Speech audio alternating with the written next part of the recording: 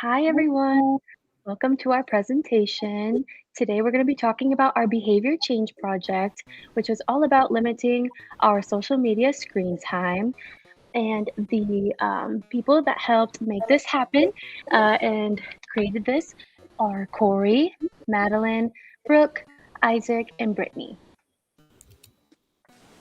So the purpose of the study was to overall limit our social media use, but through this, we gained the experience of replicating a published research article all about limiting our social media use. And while we did this, limiting social media use, all of us had a behavior change. And social media can obviously be overused, and which can lead to not getting enough sleep, not doing your homework assignments, and it can damage personal relationships through gossip or even cheating. So, as a group, we completed a behavior change on ourselves by logging our personal screen time provided by our smartphones. Each member had an iPhone to do this. And with our iPhones, we screenshotted our use of social media provided by the screen time detector on our iPhone settings. The end goal of this study was to become more cognizant and informed of our own personal social media usage in order to improve our personal quality of life. The participants and setting for this study. So all the participants were in the SPCE 611 Eastern Standard Group 1. And again, our names are Brooke, Corey, Maddie, Brittany, and Isaac. And the setting of this took place wherever and whenever a participant engaged in social media screen time. So whether that was in bed, in the bathroom, at school, at work, it did not matter. And then the social media screen time was then screenshotted and reported 4 days a week. And as a group, we decided to record Monday through Thursday to gather data for each participant involved until the end of our study, which was 10 weeks. So the required materials include our group members, internet-enabled smartphone or iPhone, an app utilized to track social media use, which we decided was the screen time that's provided on our phones. We took the internet addiction test before and after the study, along with the behavior allocation survey, which was completed during baseline and after the intervention. And then, of course, we needed reliable access to internet or Wi-Fi throughout the study as well. So the design that we used was a concurrent multiple baseline design. And if anyone's not familiar, I just put a definition here. So an experimental design that begins with the concurrent measurement of two or more behaviors in a baseline condition, followed by the application of the treatment variable to one of the behaviors while baseline conditions remain in effect for the other behavior or behaviors. And then screenshots of the social media data was collected 4 times per week for each group member. The definition of the behavior. So social media is defined as websites or applications that provide the user with access to creating, sharing, and or interacting with others. It also enables users to participate in social networking. Social media includes websites and apps such as Twitter, Instagram, Facebook, TikTok, Snapchat, and etc., along with a plethora of other things. Reducing social media use is defined as the conscious decision to engage in less social media activity. Examples of this is Examples of this would be choosing to read a book instead of scrolling on TikTok. Non-examples of this would be posting on Instagram. Data collection. The method of data collection that we will be using is duration recording. This method documents the length of the behavior by recording the time the behavior begins and ends. Duration recording allows us to monitor the amount of time that was used on social media. The screen time application on our smartphones gives us the opportunity to see just how much time is being spent where. And this picture displays an example of what the screen time app looks like for us. For the baseline data we collected for 5 days, we took screenshots of daily data at the same time daily which showed the usage of social media for the previous 24 hours. Behavior allocation survey was filled out during the baseline on the following day based on social media use from the day prior. In order to move into the intervention phase, baseline data should not show a decreasing trend for the last 3 data points. And for the intervention phase, each participant decided on a goal for duration of social media use, because there's variability for each person across duration and across participants. Each person selected 3 activities to engage in as alternatives to social media use. We could use a behavior allocation survey to choose from activities, or any activities of choice if they weren't listed. And then each person was to think of methods to promote engaging in these alternative activities to make them more likely to happen on a regular basis. We were to each set application limits on our cell phones, such as an alert when a certain amount of time is used for an app. And each participant can choose which apps that we set the alerts and the amount of time to have the alert go off. A total of $8 to $10 per day could be earned if the goal was met. Also, if the screenshot was documented. So a participant would receive $7 for meeting the goal, plus $1 each consecutive day the goal is met, and then $1 if the screenshot was documented. And at the end of the intervention, we completed the behavior allocation survey again. IOA, the data in the study was all taken via the Screen Time app by each participant.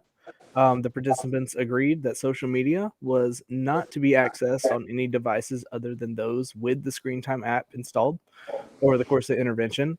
Confounding variables did exist, such as one participant's client's protocols requiring plan ignoring, leading for participant to use more social media. Participants held each other accountable for reporting their own screen time.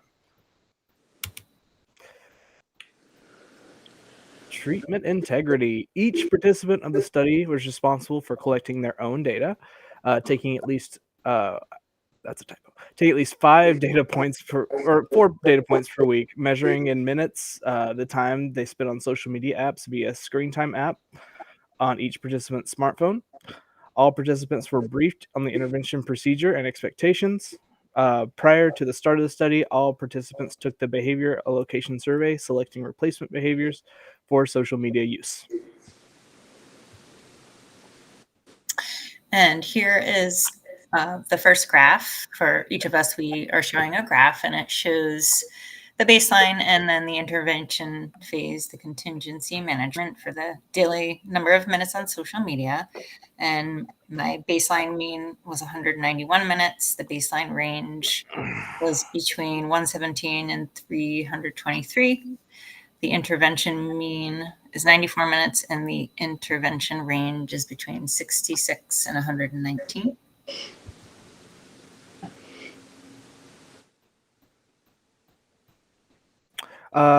This next graph is mine. The baseline range is 17 to 60. The baseline mean ended up being 34 minutes. Intervention range ranged from 12 minutes to 183 minutes. And the intervention mean ended up being 58.4 minutes. All right. Hi, everyone. This is my graph. My name is Brooke.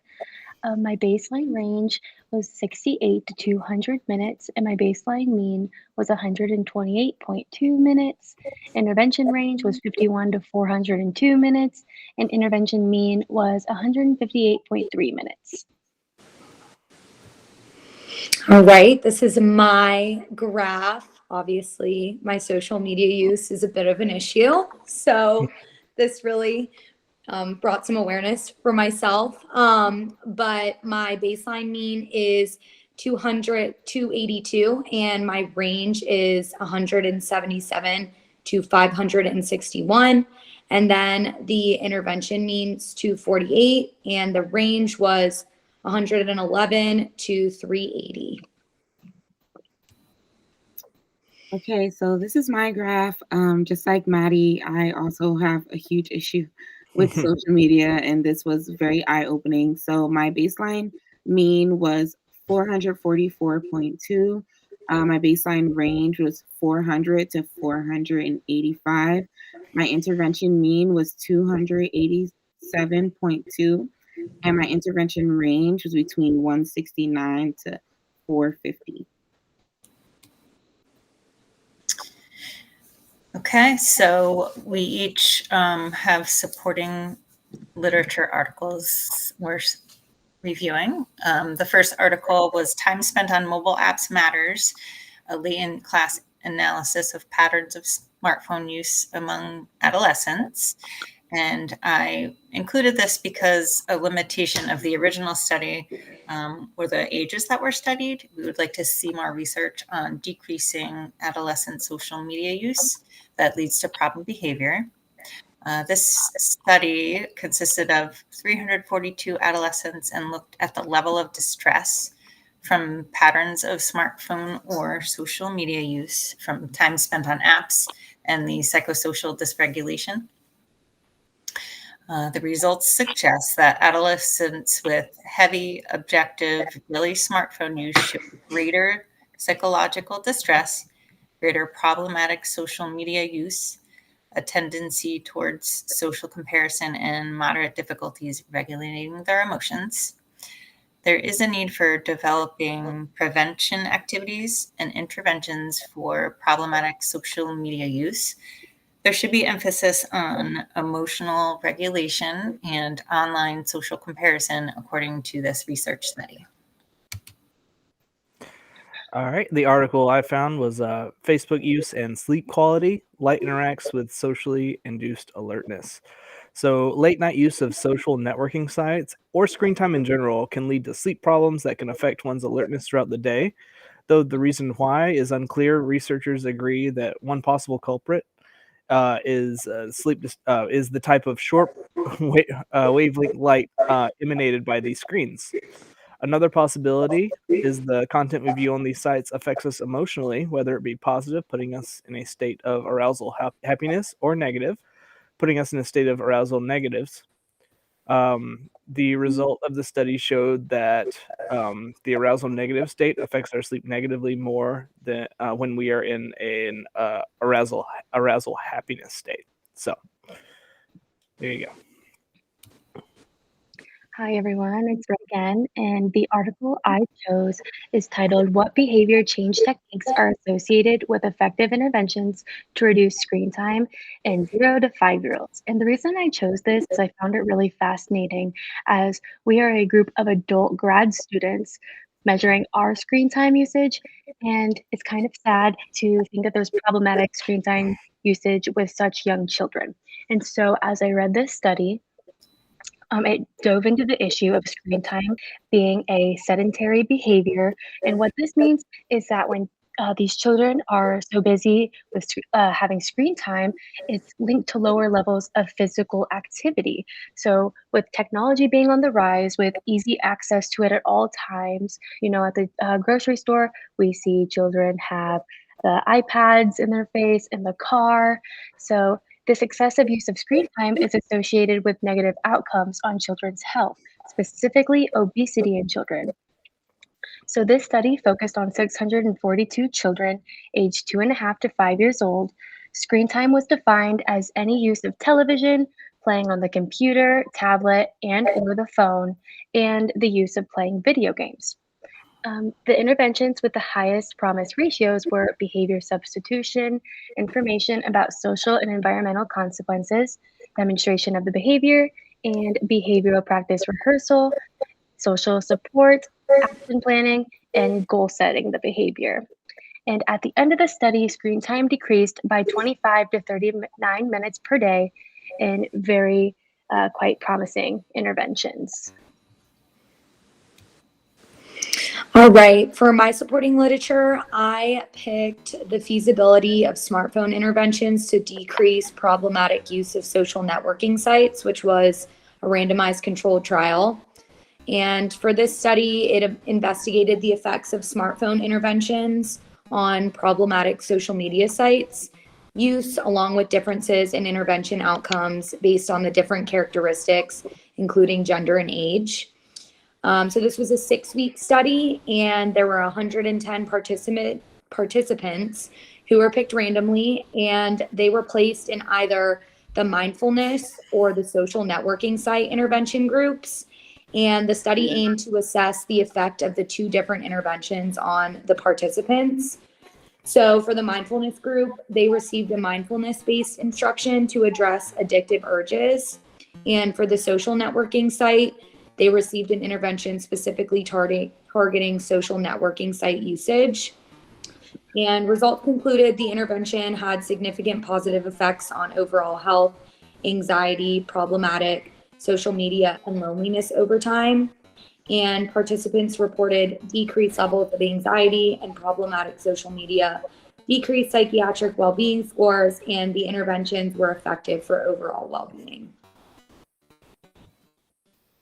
So for my supporting literature, I touched base with a article identifying effective intervention strategies to reduce children's screen time. This article highlighted the importance of reducing screen time for adolescents. It also touched on the plethora of articles geared towards interventions like these for children. Today's children are often called tablet kids, insinuating that they spend a lot of time on electronic devices. As someone who personally used to work in a school, I definitely saw a lot of children playing more with tablets or iPads that were they were more reinforcing than toys or playing outside. So after research, it has been said that it is becoming a bit of an issue for teachers and parents alike. Excessive screen time, 2 hours per day, is associated with childhood overweight and obesity, physical inactivity, increased sedentary time, unfavorable dietary behaviors, and disrupted sleep. Eventually, there will be even more interventions like our own to reduce screen time or social media usage.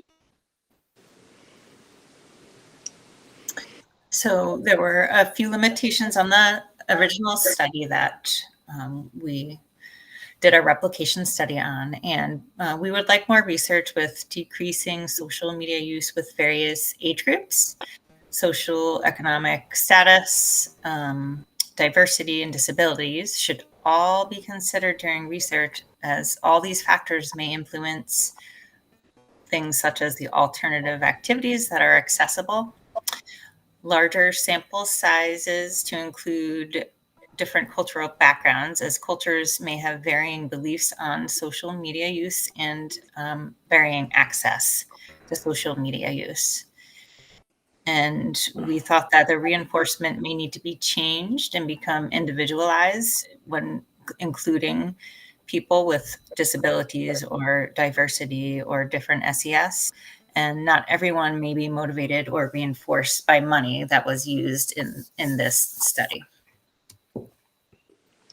So, in conclusion, the Behavior Change Project on social media usage aimed to increase awareness and promote positive actions among the members of the group. It is evident that social media platforms can possess the power to shape attitudes and behaviors, but can also be a powerful tool for social change if used appropriately. And lastly, the project's outcome highlighted the importance of using social media platforms responsibly and ethically to bring about positive impact and well-being. And we have our references listed and the images citations at the end of our presentation.